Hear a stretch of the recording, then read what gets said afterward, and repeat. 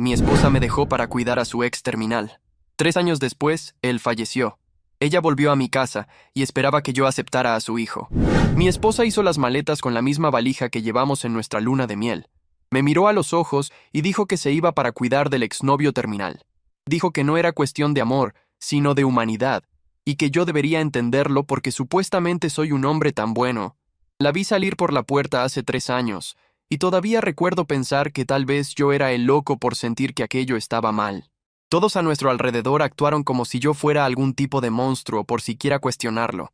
Como si querer que mi esposa se quedara en casa, en lugar de mudarse con otro hombre, me convirtiera en egoísta. La madre de ella me llamó insensible. La hermana de ella publicó algo en Facebook sobre que el amor verdadero trasciende el ego, e incluso algunos de nuestros amigos comenzaron a mirarme de forma diferente. Pero aquí está lo que nadie quería hablar.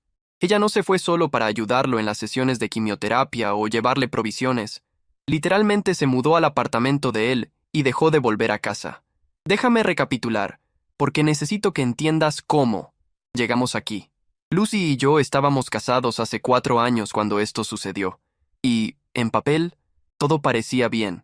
Teníamos una casa buena en un barrio tranquilo, trabajos estables, el tipo de vida que la gente llama aburrida hasta que la pierde. Soy contador.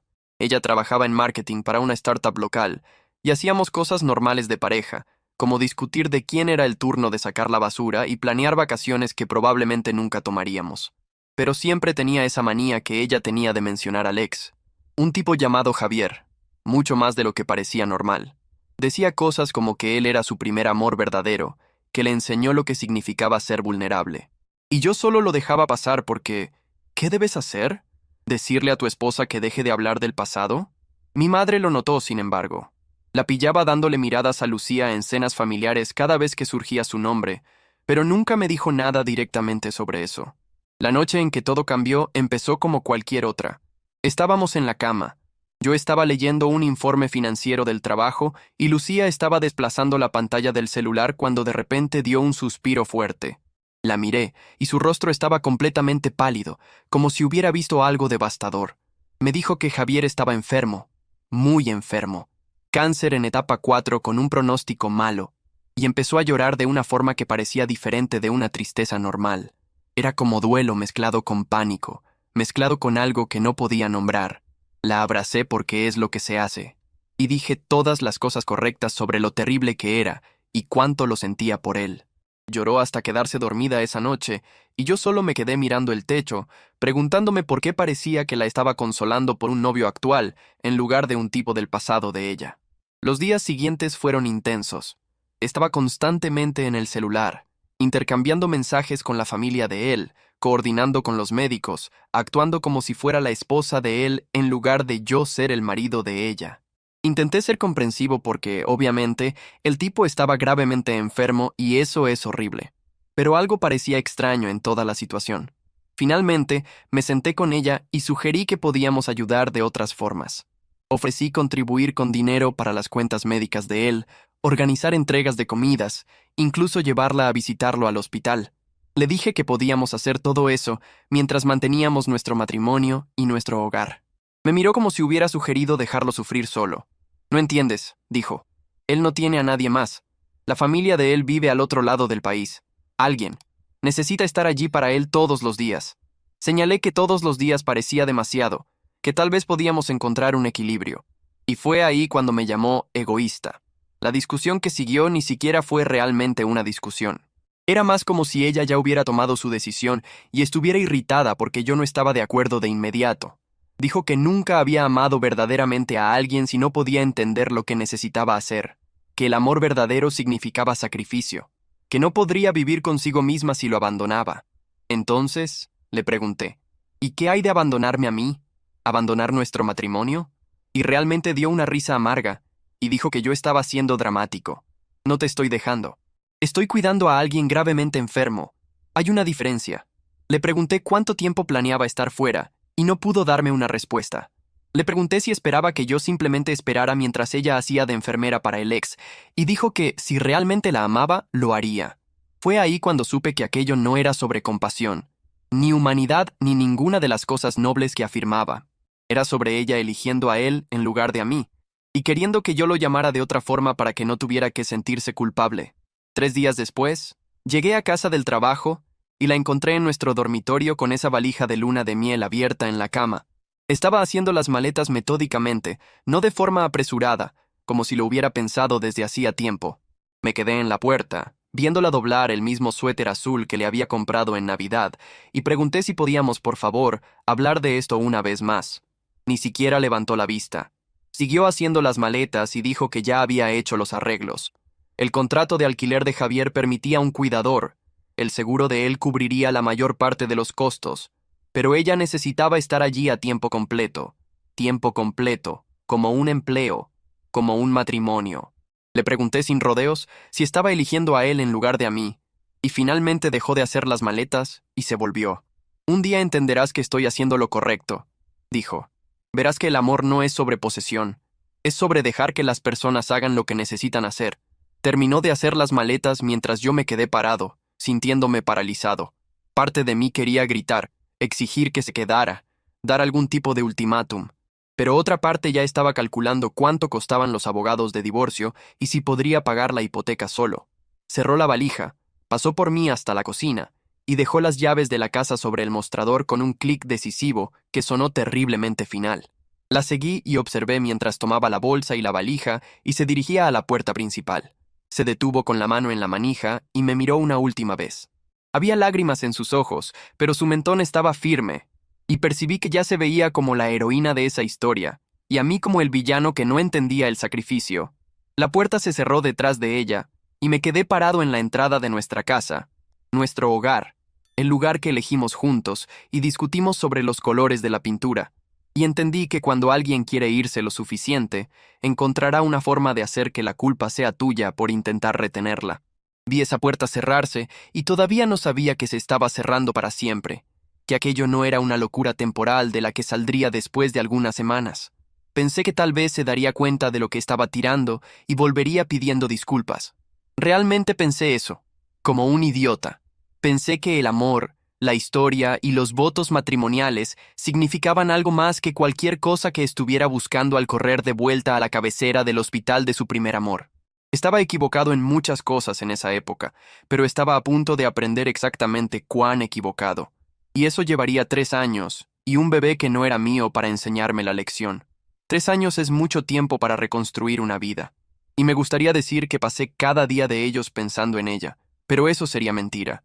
La verdad es que, después de unos 6 meses esperando que volviera, finalmente acepté que no volvería a casa y que necesitaba seguir adelante. Presenté la solicitud de divorcio por abandono, que en nuestro estado significaba que ella había dejado voluntariamente nuestro hogar sin intención de regresar por más de 6 meses consecutivos. El proceso fue sorprendentemente fácil, ya que nunca lo impugnó. Nunca respondió siquiera a los documentos que mi abogado envió al apartamento de Javier. Vendimos la casa unos 18 meses después de que se fue, porque cada habitación me recordaba las conversaciones que tuvimos sobre nuestro futuro, sobre los hijos que planeábamos tener, sobre envejecer juntos en ese exacto lugar.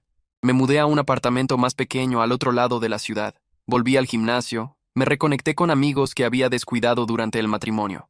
Mi madre dejó de darme esas miradas preocupadas en las cenas familiares y empezó a preguntar si ya estaba saliendo con alguien. La vida no era perfecta, pero era mía de nuevo, y había olvidado cómo se sentía eso. Entonces, cuando recibí una llamada en una tarde de sábado, de un número que no reconocí, casi no contesté. La voz del otro lado era del tipo que compró nuestra casa antigua, y parecía igualmente irritado y confundido. Dijo que una mujer acababa de aparecer en su puerta con un niño pequeño y equipaje, alegando que era su casa y exigiendo entrar. Le dijo que la casa había sido vendida hacía más de un año, y ella aparentemente se derrumbó, llorando en su puerta, preguntando dónde estaba yo. Dijo que sintió pena por ella. Entonces, buscó mi información de contacto en los documentos de la venta y le dio mi nueva dirección para hacerla salir de su propiedad. Quería avisarme que probablemente estaba en camino a mi apartamento. Y, honestamente, parecía arrepentido de haberse involucrado. Le agradecí, colgué y me senté en mi sofá intentando procesar el hecho de que Lucy estaba a punto de aparecer en mi apartamento después de 3 años de silencio total. Unos 20 minutos después sonó mi timbre, y allí estaba ella. Parecía diferente, mayor de alguna forma. con ojeras y el cabello recogido en una cola desaliñada. El niño debía tener unos 2 años, con el dedo en la boca, mirándome con ojos grandes y marrones que definitivamente no eran míos. Tenía esa misma valija de luna de miel a sus pies, junto con otra bolsa gastada. Y por un segundo, sentí como si estuviera viendo una película de mi propia vida, desde afuera. Sé que esto es inesperado, dijo, sin realmente mirarme a los ojos, pero no sabía a dónde más ir. Imaginé que entenderías. Ya se estaba moviendo hacia la puerta como si esperara que le diera paso, como si los últimos 3 años hubieran sido solo un breve intervalo, y ahora estuviéramos retomando donde lo dejamos. No le di paso. Me quedé parado allí, bloqueando la entrada, intentando procesar lo que veía. Pareció irritada porque no la recibí de inmediato. Ajustó al niño en la cadera y dijo que Javier había fallecido unos 4 meses atrás. Lo dijo de forma factual, como si estuviera contando sobre una cita cancelada, y percibí que ya había hecho su duelo y pasado a lo que viniera después. Le dije que lo sentía por su pérdida, porque parecía lo humano decir, y ella asintió como aceptando condolencias en un funeral. Entonces me dio la noticia. La familia de él retomó el apartamento poco después de que se fuera, dijo.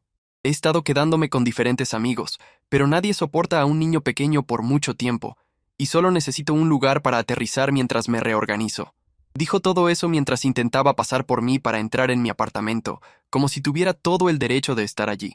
Puse mi mano en el marco de la puerta y le pregunté por qué pensaba que venir aquí era apropiado. Me miró como si hubiera hecho la pregunta más estúpida del mundo y dijo que teníamos historia, que construimos una vida juntos, que sabía que entendería porque yo era una buena persona. Casi me río de eso, de la idea de que ser una buena persona significara dejar que mi exesposa, que me abandonó, se mudara de vuelta a mi casa con el hijo de otro hombre.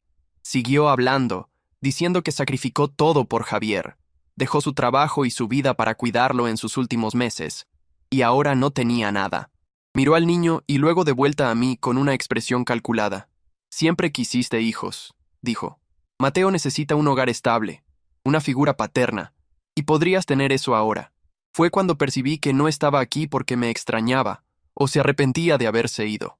Estaba aquí porque yo era conveniente, estable, el plan B seguro que había guardado en el bolsillo mientras vivía su gran y trágica historia de amor con otra persona. Volví adentro de mi apartamento, dejando la parada en el pasillo, y saqué la carpeta que guardaba en el cajón del escritorio. Guardaba los papeles del divorcio porque mi abogado dijo que los mantuviera por fines fiscales. Pero ahora estaba feliz de tenerlos por un motivo completamente diferente. Volví a la puerta y le entregué los papeles, observando su rostro mientras los hojeaba y veía el decreto final sellado y firmado por un juez. Ya no estamos casados, dije. No lo estamos hace más de 2 años, y este no es tu hogar, nunca lo fue.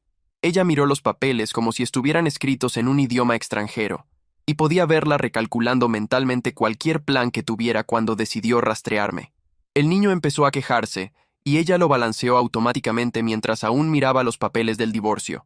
Me preguntó sobre la casa, nuestra casa, y le dije que la vendí hace 18 meses. Me miró con un shock genuino, como si no pudiera creer que yo hubiera seguido adelante sin esperar que decidiera si quería volver. Vendiste nuestra casa, dijo, la voz subiendo. Esa era nuestra casa, nuestra inversión. No tenías derecho. Le recordé que había abandonado ese hogar, abandonado el matrimonio, y que yo tenía todo el derecho legal de vender una propiedad por la que estaba pagando solo desde que se fue. El niño empezó a llorar ahora, probablemente percibiendo el estrés de la madre, y parte de mí sintió pena por él, porque nada de eso era culpa suya. Lucía intentó un enfoque diferente, suavizando la voz y diciendo, no necesitábamos estar casados para que me ayudes. Dijo que teníamos historia, que lo que compartimos significaba algo, que sabía que, en el fondo, aún me importaba a ella. Tenía razón en que me importaba, de alguna forma distante, de la misma manera que te importa cualquier persona con quien pasaste años de tu vida. Pero importarle no era lo mismo que ser responsable de sus elecciones. Le pregunté sobre el padre de Mateo, y se puso a la defensiva de inmediato. Dijo que era complicado, que no quería hablar de eso, que no importaba porque él no estaba presente. Le dije que, en realidad, importaba mucho, porque esa persona debería ser la única en ayudarla, no el exmarido que abandonó para estar con otro hombre. Me llamó cruel, dijo que la estaba castigando por hacer lo correcto, por estar allí para alguien que la necesitaba. La miré parada en mi pasillo con ese niño que no tenía nada que ver conmigo, y sentí algo cambiar dentro de mi pecho. No era exactamente enojo, Era más como claridad. Hiciste tu elección hace 3 años, dije. Elegiste a Javier en lugar de nuestro matrimonio, de nuestro futuro, de todo lo que construimos juntos. Y está bien, ese era tu derecho, pero no puedes volver ahora y actuar como si te debiera algo porque tu plan no salió como querías. Me miró como si yo fuera un extraño, como si el hombre con quien se casó nunca le diría algo así. Tal vez tenía razón. Tal vez el hombre con quien se casó la habría dejado pisotearlo, la habría aceptado de vuelta por culpa, hábito o algún sentido de deber equivocado. Pero yo ya no era ese hombre. Tomó las maletas, luchando un poco con el peso mientras sostenía a Mateo, y yo no ofrecí ayuda. Me miró una vez más, y podía verla recorriendo una serie de emociones. Enojo, incredulidad, humillación, algo que podría haber sido una tristeza genuina. Te vas a arrepentir de esto, dijo. Un día te darás cuenta de que tiraste la oportunidad de tener una familia de verdad. Le dije que esperaba que se reorganizara, que genuinamente le deseaba lo mejor a ella y al hijo, pero que necesitaba irse ahora. Caminó por el pasillo hacia el ascensor y la observé irse. Esta mujer con quien una vez planeé pasar toda mi vida. Ahora, solo alguien que conocí, que hizo elecciones que no pude seguir. Cuando cerré la puerta, me quedé parado allí por un minuto, solo respirando. No me sentí victorioso, ni reivindicado, ni ninguna de esas cosas que se supone que sientes al imponerte. Me sentí cansado, un poco triste, principalmente, simplemente listo con toda esa situación. Pensé que sería el final, que seguiría adelante y encontraría a otra persona para rescatarla, que nuestros caminos nunca más se cruzarían. Me serví una bebida y me senté en el sofá de mi apartamento, aquel en el que ella nunca vivió, rodeado de muebles que ella nunca eligió. Y sentí el peso de 3 años finalmente desprenderse de mis hombros. Las puertas se habían cerrado, esta vez para siempre, y estaba bien con eso, o al menos pensé que lo estaba, hasta que, 6 meses después, descubrí por casualidad que ella estaba en medio de una guerra judicial. Y fue ahí cuando las cosas se pusieron realmente interesantes. No planeaba tener nada que ver con Lucía de nuevo después de que se fue de mi apartamento ese día. Pero la vida tiene una forma extraña de jalarte de vuelta a situaciones que pensaste haber escapado. Unos 6 meses después de que apareciera en mi puerta, encontré a una antigua amiga en común en una cafetería, y inmediatamente hizo una cara incómoda, como si supiera algo que yo no sabía.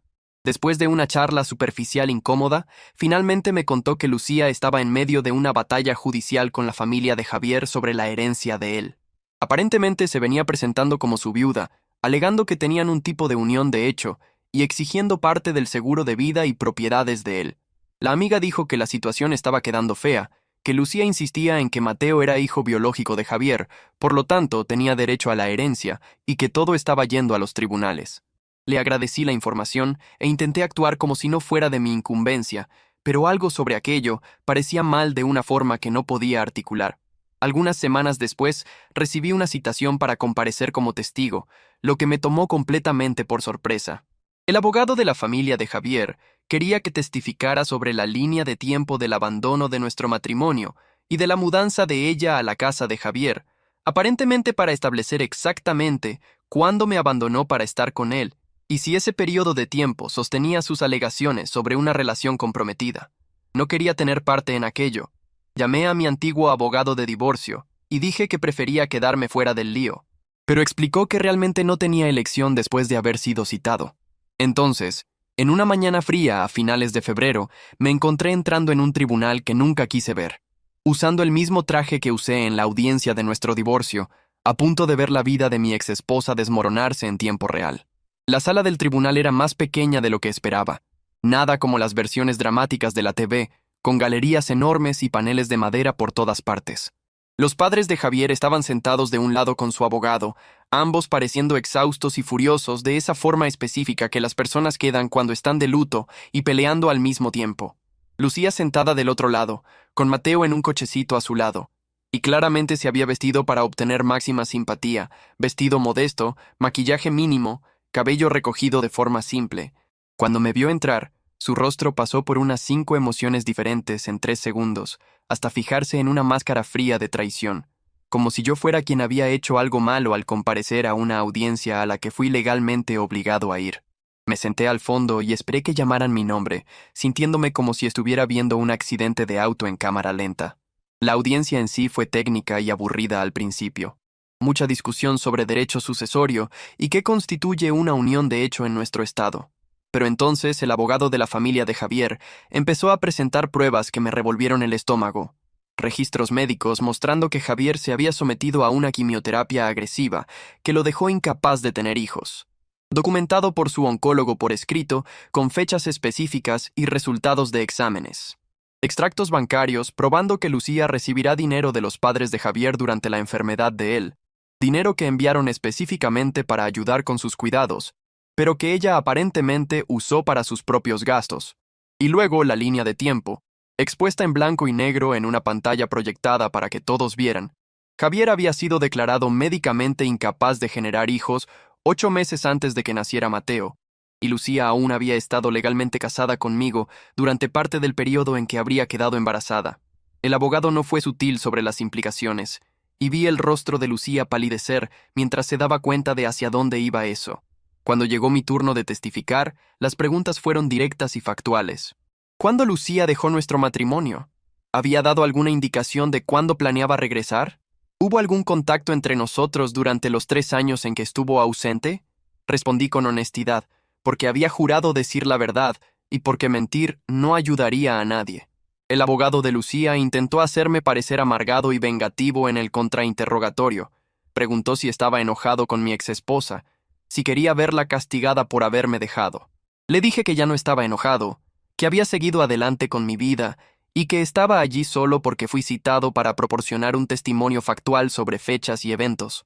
La jueza pareció apreciar la franqueza, porque asintió y me dispensó rápidamente después de eso. Volví a mi lugar y vi el resto de la audiencia desenrollarse como si estuviera viendo una película sobre la vida de otra persona. El momento que realmente se quedó conmigo fue cuando la madre de Javier subió al estrado de testigos. Tenía unos 60 años, vestida de negro, y tenía una dignidad tranquila, aunque se veía que apenas se estaba conteniendo.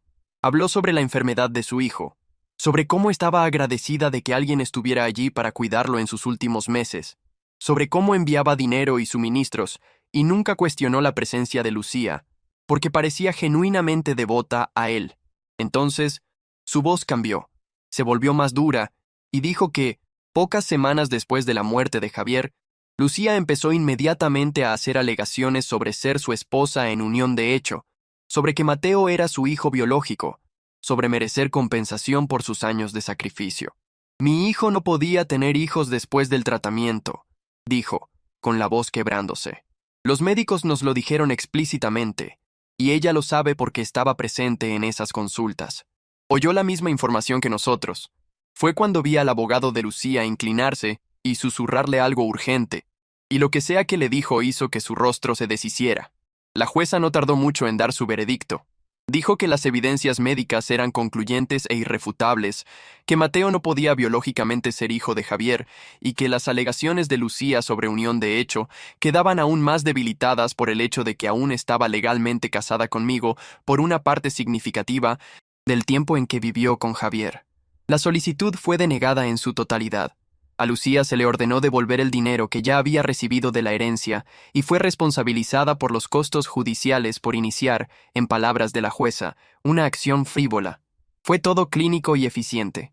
Y al ver eso suceder, sentí una extraña mezcla de reivindicación y pena. Reivindicación porque finalmente alguien con autoridad estaba exponiendo sus ilusiones y mentiras. Pero pena porque claramente había creído tanto en su propia historia que verla destruida en público parecía genuinamente choquearla. Salí del tribunal antes que ella porque no quería otro enfrentamiento. Pero, mientras caminaba al auto, mi celular vibró con un mensaje de un número no guardado. Supe inmediatamente que era ella. Probablemente había guardado mis contactos todos esos años, incluso después de que yo borré los de ella. El mensaje decía que esperaba que estuviera feliz, que conseguí lo que quería, que nunca me perdonaría por humillarla de esa forma frente a todos. Miré ese mensaje por un largo momento y luego bloqueé el número y borré el mensaje sin responder. ¿Qué había para decir? Que no quise nada de aquello. Que ella lo trajo todo sobre sí misma al intentar lucrarse con la herencia de alguien usando un niño que no era de él. Que había reescrito la historia tantas veces que perdió el control de lo que era realmente verdad. Nada de eso importaría, porque ya habría decidido que yo era el villano de su historia y nada que dijera cambiaría la narrativa que había construido. En las semanas siguientes, oí por varios canales que perdió más que solo el proceso. Amigos que la apoyaron en todo empezaron a distanciarse una vez que los detalles se hicieron públicos. Su reputación en nuestro antiguo círculo social estaba completamente destruida, y la gente, aparentemente, compartía los documentos del proceso en redes sociales como una especie de alerta sobre narcisismo y sentido de entitlement. No participé de nada de eso. No comenté, ni compartí, ni añadí mi perspectiva porque, honestamente, ¿cuál era el punto? Ella hizo sus elecciones y ahora estaba enfrentando las consecuencias, y yo finalmente estaba verdaderamente libre de toda la situación. Nunca más tuve noticias de ella después de bloquear ese número, y estuve agradecido por el silencio. Mirando hacia atrás ahora, no odio a Lucía. Odiar requiere mucha energía, y ya no tengo ninguna para desperdiciar con ella o con ese capítulo de mi vida. Lo que entiendo ahora es que construyó toda una identidad en torno a ser la persona que sacrificó todo por el amor, que era noble, altruista y estaba por encima de preocupaciones ordinarias como votos matrimoniales o honestidad básica.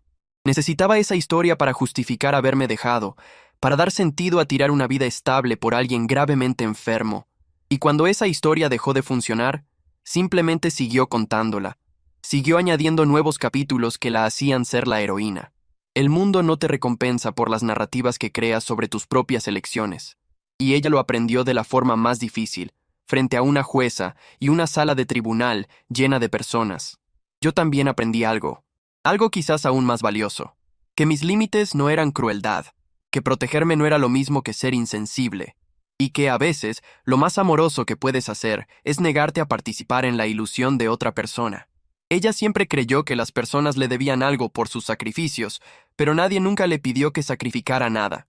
Simplemente lo hizo, y luego intentó enviar la cuenta a todos. Comentario. Reddit. ¿Cómo abandonar al marido? Instalarse en la casa del ex, dar a luz a un heredero misterioso y luego demandar a la familia del fallecido por una herencia que ni biológicamente tiene sentido. Lucía no era una heroína romántica. Era una calculadora con una fijación por crear narrativas convenientes. El exmarido no fue cruel.